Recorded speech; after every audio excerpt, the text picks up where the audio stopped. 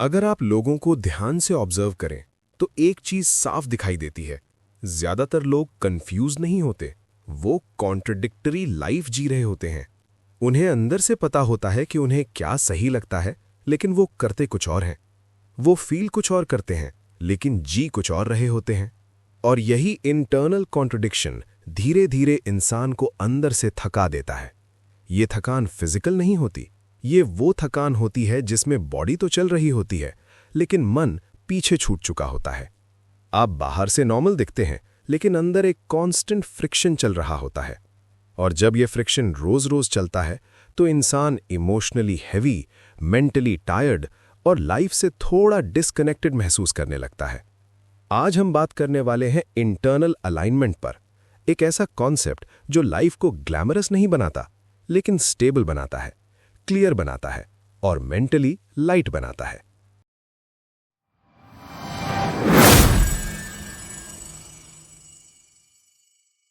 तो चलिए अब समझते हैं इंटरनल अलाइनमेंट एक्चुअली होता क्या है।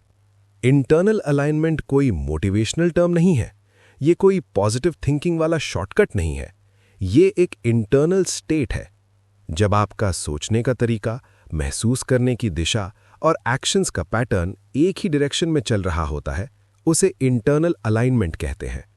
सिंपल भाषा में समझें तो आप बाहर वही कर रहे होते हैं जो अंदर सही लगता है। आप जो बोलते हैं वो फील से मैच करता है, और जो करते हैं वो सोच से टकराता नहीं है। मिसअलाइनमेंट तब शुरू होता है जब आप वो करने लगते हैं जो सोशली एक्सेप्टेबल है, लेकिन पर्सनली सही नहीं लगता। जब आप वो जॉब कर रहे होते हैं जो स्टेटस देती है, लेकिन सैटिस्फैक्शन नहीं। जब आप वो रिश्ते निभा रहे होते हैं जो दिखने में स्टेबल है, लेकिन अंदर से सफोकेटिंग है। ध्यान दीजिए, अलाइनमेंट का मतलब ये नहीं कि लाइफ आसान हो जाती है। अलाइनमेंट का मतलब है लाइफ ऑनेस्ट हो जाती है। ऑनेस्ट लाइफ अनकंफर्टेबल हो सकती है, लेकिन ऑनेस्ट लाइफ डैमेजिंग नहीं होती। मिसअलाइंड लाइफ ग्लैमरस दिख सकती है, लेकिन अंदर से खोखली होती है। अब थोड़ा समझते हैं कि ब्रेन के अंदर एक्चुअली क्या होता है। जब आप अंदर कुछ और फील करते हैं और बाहर कुछ और एक्ट करते हैं, तो आपका ब्रेन लगातार सेल्फ करेक्शन मोड में रहता है। प्रीफ्रंटल कॉर्टेक्स हर समय ये मैनेज करता है, क्या बोलूं, कैसा दिखूं, किसे इंप्रेस करूं, कहां खुद को रोकूं। इस कांस्टेंट फिल्टरिंग में मेंटल एनर्जी ड्रेन होती रहती है। इसीलिए मिसअलाइंड लोग अक्सर कहते हैं, पता नहीं क्यों थकान रहती है, फोकस नहीं बनता, मन हैवी सा लगता है। प्रॉब्लम वर्कलोड नहीं होता, प्रॉब्लम इनर कॉन्फ्लिक्ट होता है। अलाइंड इंसान कम सोचता है क्योंकि उसे एक्ट करने से पहले खुद को जस्टिफाई नहीं करना पड़ता। अब हम बात करते हैं इंटरनल मिसअलाइनमेंट की पहचान की, वो साइंस जो अक्सर इग्नोर हो जाते हैं। पहला साइन, काम करते वक्त इनर रेजिस्टेंस। आप काम कर रहे होते हैं, लेकिन अंदर से प्रेजेंट नहीं होते। टास्क मुश्किल नहीं होता, लेकिन मन कोऑपरेट नहीं करता। ऐसा लगता है जैसे आप खुद को ड्रैग कर रहे हों। दूसरा साइन, डिसीजन लेने के बाद हैवीनेस। गलत डिसीजन पर रिग्रेट होता है, लेकिन मिसअलाइनमेंट पर हैवीनेस होती है। डिसीजन टेक्निकली सही लगता है, लेकिन इमोशनली गलत। मन सेलिब्रेट नहीं करता। तीसरा साइन, इमोशनल नमनेस। ना एक्सट्रीम खुशी, ना गहरा दुख, बस एक फ्लैट स्टेट। लाइफ चल रही है, लेकिन आप उसमें फील नहीं कर रहे। ये नमनेस वीकनेस नहीं है, ये सप्रेशन का रिजल्ट है। चौथा साइन, छोटी बातों पर ज्यादा रिएक्शन।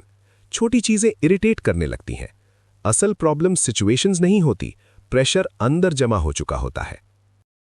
और पांचवा साइन, अपनी आवाज पर भरोसा कम होना। आपको अंदर से पता होता है, फिर भी आप एक्सटर्नल वैलिडेशन ढूंढते रहते हैं। यहीं से अलाइनमेंट टूटता है। अब हम बात करते हैं अलाइनमेंट बनाने की प्रैक्टिकल रियलिटी की। सबसे पहला स्टेप, ऑनेस्ट सेल्फ एडमिशन। खुद से ये मानना, मैं ये इसलिए कर रहा हूं क्योंकि डर लग रहा है। जस्टिफिकेशन नहीं, सिर्फ एक्सेप्टेंस। अलाइनमेंट सुधार से नहीं, सच से शुरू होता है। दूसरा स्टेप, फीलिंग्स को इंफॉर्मेशन समझना। इमोशंस एनिमी नहीं होते, सिग्नल्स होते हैं। जो फीलिंग आप इग्नोर करते हैं, वही बाद में बर्नआउट बनती है। तीसरा step, values based decisions. Mood बदलता रहता है, वैल्यूज स्टेबल रहते हैं। मूड से लिया गया डिसीजन रिलीफ देता है, वैल्यूज से लिया गया डिसीजन सेल्फ रिस्पेक्ट देता है। चौथा स्टेप, क्वाइट बाउंड्रीज। हर बाउंड्री अनाउंस नहीं होती, कुछ बाउंड्रीज साइलेंटली फॉलो की जाती हैं। कम एंगेज करना, डिस्टेंस मेंटेन करना, अननेसेसरी इन्वॉल्वमेंट से हटना। और पांचवा स्टेप, रोज एक अलाइंड एक्शन। कोई ड्रामेटिक चेंज नहीं, बस रोज एक छोटा एक्शन जो आपके इनर ट्रूथ के साथ अलाइंड हो। अलाइनमेंट कंसिस्टेंसी से बनता है, इंटेंसिटी से नहीं। अब एक डीप रियलिटी समझिए। अलाइनमेंट मुश्किल इसलिए नहीं है क्योंकि लाइफ टफ है।